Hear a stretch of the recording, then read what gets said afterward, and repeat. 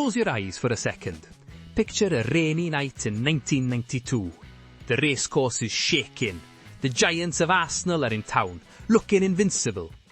Then, a moment of pure magic shatters the script. A goal that didn't just win a match, it defined an entire generation of the Red Dragons. We still talk about it in the pubs today. It's the folklore that keeps us warm during the cold seasons. But why am I asking you to look back? Because something incredible is happening right now in our academy. It feels like a ghost from the past has returned, not to haunt us, but to guide us. There is a name in the team sheet for the FA Youth Cup that sends a shiver down the spine of any true Wrexham supporter.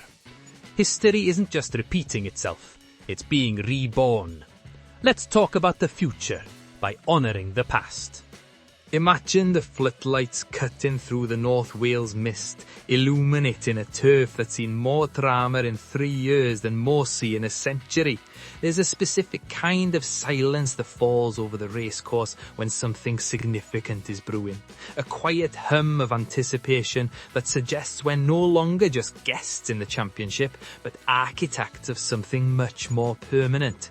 We're building a fortress here, stone by stone, and every fortress needs a heartbeat.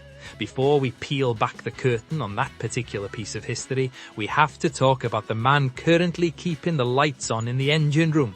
Now look, we've all heard the whispers. In this modern game, the moment a player hits 34, the pundits start checking their watches. They talk about waning hunger and heavy legs, as if experience were a curse rather than a gift. But Matty James, he's spent the last few months making those doubters look remarkably quiet.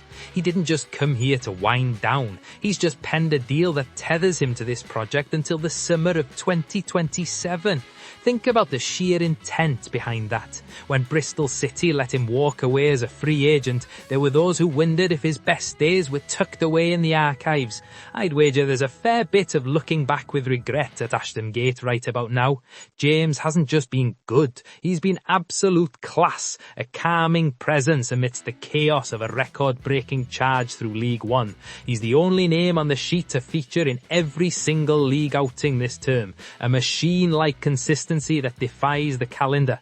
He says he's absolutely buzzing, and honestly, you can feel that energy radiating off the pitch. He set out with a point to prove, to show that the craft, the vision, and that Premier League pedigree he earned in Leicester isn't something that just evaporates. In an era of Hollywood glitz and global headlines, having a head as cool as his is the ultimate insurance policy as we eye those playoffs. He's not here for a final paycheck, he's here because he's got unfinished business. The engine isn't just running, it's just getting started.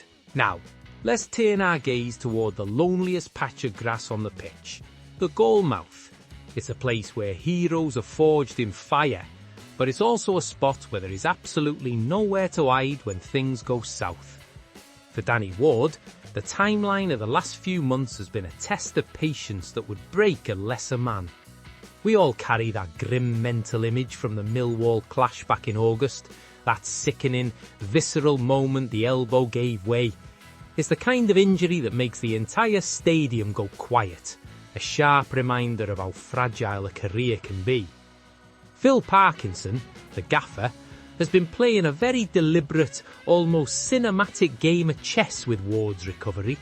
There's been a quiet mystery behind the training ground gates lately. We felt a genuine surge of anticipation last Tuesday during that friendly against Liverpool's under-21s. It was a proper boost for the lads, seeing Andy Cannon finally exercising the demons of his ACL nightmare, putting in a shift alongside the likes of Mullin and Coldy. Felt like the pieces were falling back into place. But as the team sheet circulated, one name was still conspicuously absent. For Ward, that particular gate opened just a fraction too soon. You see, goalkeeping isn't just about the legs. It's a different science entirely. It's about those micro adjustments in angles, the spatial awareness, and that raw instinctive bravery to hail your frame into a crowded box when the studs are flying in an 11v11 scramble. Parkinson has confirmed that Ward has been looking sharp in training for the best part of 10 days, but there's still a shadow of doubt that only a proper match can dispel. The plan now is to arrange a behind closed doors fixture next week, a final litmus test for that elbow. It's a delicate, calculated process, but as every supporter knows, this league doesn't do favours. We aren't looking for luck, we're looking for that clinical preparation that defines a promotion side. The question remains, when he finally steps back between those sticks, will he be the missing piece of the puzzle we've been waiting for? Imagine the mist rolling off the Berwyn Mountains, settling over the Racecourse like a heavy velvet curtain. There's a peculiar electric static in the air tonight, the kind of atmosphere you only get when the FA Youth Cup rolls around. It's a tournament that doesn't just produce players, it whispers ghost stories. And as Wrexham's youngsters prepare to step out at Roots Hall against Southend United, there's a name on that team sheet that makes the grey-haired regulars in the turf pause mid-pint. Watkin. It's a name that carries the weight of North Wales folklore. If it sounds familiar, it's because his father, Steve, authored a chapter of footballing history so improbable it still feels like a fever dream. That logic-defying, era-defining winner against Arsenal in '92. Steve wasn't just a striker, he was one of our own, a local lad who gave his soul to the town across 266 appearances. There's something almost hauntingly poetic about it, isn't there? Like a melody being picked up again after 30 decades. But here's the real intrigue. Tom isn't here to trade on a legacy. This isn't a sentimental nod to the past, it's a cold hard meritocracy. At just 17, this attacking midfielder is weaving a narrative that is entirely his own. Fresh off a clinical, eye-catching performance in that 9-2 demolition of Morecambe, he sparked the quiet buzz among the coaching staff. Craig Knight, the professional development lead, speaks of him with a certain glimmer in his eye. Not about who his dad is, but about the boy's footballing brain. The way he ghosts into those pockets of space, the sudden maturity in his touch, and that fascinating transition as he finally grows into his legs, turning from a promising lad into a proper athlete. Steve himself will tell you, with that understated, quiet pride, that the world has shifted on its axis since his playing days. Back then, Wrexham was a different beast entirely. There was no safety net, no Hollywood glitz, no global spotlight. Brian Flynn had to blood the kids out of sheer desperate necessity. It was sink or swim just to keep the floodlights from being turned off. But look at us now. The investment flowing into the academy isn't just for show, it's about building a bridge to the first team that actually holds weight. Under the glow of this new era, the infrastructure is finally beginning to match the scale of our ambition. Tonight, as Tom steps out under those lights at Roots Hall, he carries more than a famous surname on his back. He carries the collective curiosity of a fan base, wondering if just maybe lightning is preparing to strike twice in the same spot. The history books were closed and the ink dried on 1992 a long time ago. But tonight, Tom Watkin is the one holding the pen. And I, for one, am leaning in close to see exactly what he writes. There's a certain stillness that settles over the racecourse ground just before the floodlights hum to life.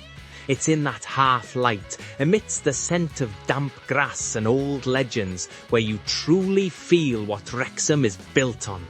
It isn't just a club, it's a living, breathing pulse. Look closely at Matty James. It's not just about the miles in his legs anymore, it's that calculated glint in his eyes during the dying minutes in a match. It's a veteran's fire that doesn't need to scream to be felt, it simply burns steady, proving that class doesn't fade, it deepens. Then you have the quiet resilience of Danny Ward.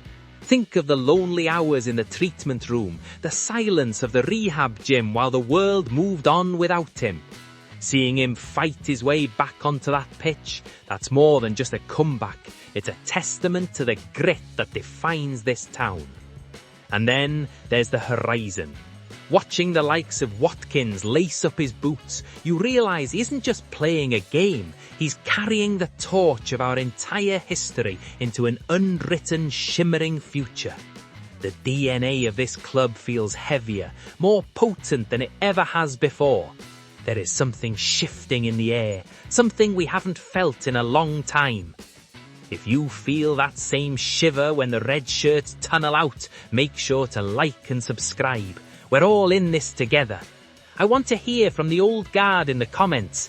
Do you still see that 92 goal when you close your eyes? And looking at the current crop, do you reckon Tom has finally done enough to earn his spot in the first team this season? I'll be there at the racecourse watching the mystery unfold. Up the town!